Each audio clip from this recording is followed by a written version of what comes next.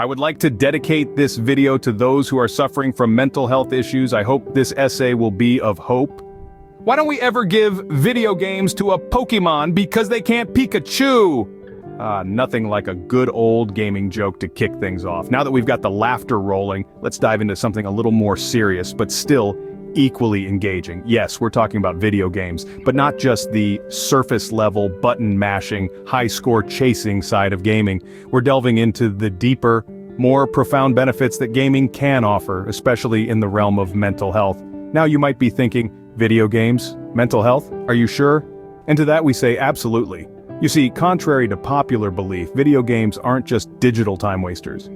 They're actually powerful tools that can help us combat some of life's toughest challenges. From boosting our confidence to developing new skills, video games have been scientifically proven to have a positive impact on our well-being. And no, we're not just talking about the thrill of victory when you finally beat that impossible boss level. We're talking about real, tangible benefits that can be applied to our everyday lives. For instance, did you know that gaming can help reduce the likelihood of depression? Or that it can improve our resilience, making us stronger and more capable of handling life's curveballs? But don't just take our word for it. In the upcoming segments of this video, we'll be delving into the science behind it all, including my personal journey with gaming and mental health. We'll also be exploring how video games are used in therapy and how they can help us overcome social anxiety. So, buckle up, because we're about to embark on a journey into the world of gaming and mental health. In the spirit of honesty, let me share a piece of my life with you. There was a time when I was locked in a personal battle with depression. To be honest, it's still ongoing. The world seemed to lose its color, replaced by a monochrome palette of despair. But in this world of gray, I found a refuge, a sanctuary, a beacon of hope. And that was, you guessed it, video games. I found solace in the vibrant worlds of The Legend of Zelda and the whimsical adventures of Super Mario. These games became my escape from the harsh realities of my life. When I was Link, exploring the vast, magical land of Hyrule, I wasn't just a guy battling depression. I was a hero, a savior of a kingdom. And when I was Mario, jumping over Goombas and rescuing Princess Peach, I was not a person grappling with despair. I was a plucky plumber with a mission. These games were not just pixels on a screen, they were my lifelines, my sanctuaries, my own personal therapists, along with Final Fantasy, Mega Man X, and many other rentals. They provided me with comfort when I needed it the most, offering me worlds where I was not a casualty of my own mind, but a hero, a warrior, a conqueror. They gave me a purpose, a goal, something I desperately needed during those dark times. Not only that, but these games also gave me a sense of accomplishment, a feeling that I was capable, that I could achieve something. Every dungeon cleared, every boss defeated, every level completed was a victory, a testament to my resilience, a reminder that I could fight and win, both in the game and in real life. But it wasn't just about escaping reality, it was about learning to cope, to manage, to fight. These games taught me valuable skills like problem solving, strategizing, and persistence. Skills that I could apply to my own personal battles. They taught me that even in the darkest dungeons, there's always a way out, a solution to every problem, a strategy to every boss battle. And that's a lesson I've carried with me ever since. And that, my friends, was the beginning of my love affair with video games. Now you might be wondering, is there any science to back this up? Well, let me tell you, there is. You've heard of brain food, right? Well, video games are like brain gym. They stimulate the mind, sharpening problem-solving and strategic thinking skills. But that's not all. They also have a significant impact on mental health. Research has shown that video games can help reduce the likelihood of depression. Yes, you heard it right. Your favorite pastime might just be your secret weapon against those pesky blues. How does this work, you ask? Well, when you're engrossed in a game, your brain is too busy strategizing, solving puzzles, or saving the world to be bogged down by negative thoughts. It's like giving your mind a little vacation from all the stress. But wait, there's more. Gaming doesn't just offer a temporary escape. It can also help build resilience. When you're navigating through a difficult level or battling a formidable boss in a game, you're learning to face challenges head-on. You're developing persistence and determination. And these skills aren't just useful in the virtual world, they translate into real-life scenarios too, helping you cope with adversity. And then there's the confidence boost.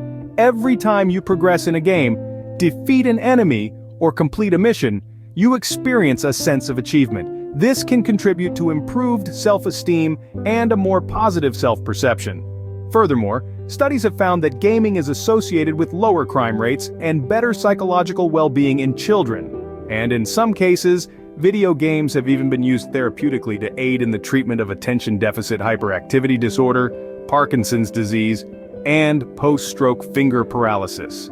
So the next time someone tells you gaming is a waste of time, hit them with some science. Who would have thought that the same thing you do for fun could also be your therapy? In this world where lines between reality and virtuality are getting blurred, video games are not just for entertainment anymore. They've evolved into tools for therapy, aiding in the treatment of various disorders. It's like having a superhero in your pocket, fighting off your personal villains one level at a time. Let's take a classic, for instance, Tetris. Who would have imagined that this simple game of fitting blocks could help combat post-traumatic stress disorder? It's been found to interrupt the formation of traumatic memories, providing a mental breather for those dealing with PTSD. Now that's a game changer, and it doesn't stop there. Games have been employed in the treatment of attention deficit hyperactivity disorder or ADHD. They help improve focus and concentration, turning a challenge into a fun task.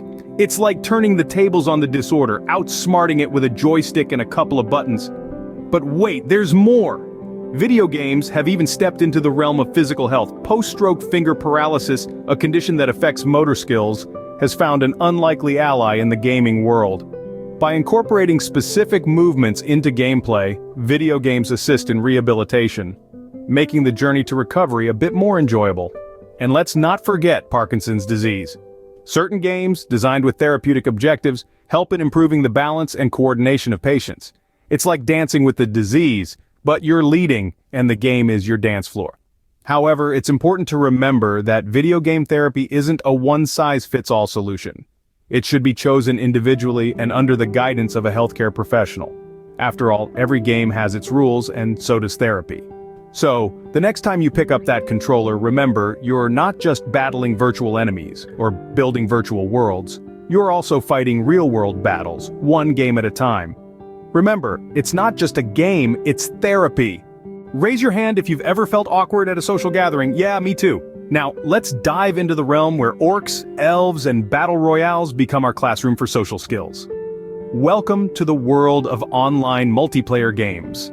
A universe where social interaction takes on a whole new level. Imagine this. You're exploring the vast landscapes of Azeroth in World of Warcraft, or building impenetrable forts in Fortnite. You're not just battling monsters or other players, you're also part of a team, a community. You're communicating, strategizing, and building relationships with people from different walks of life, all from the comfort of your gaming chair.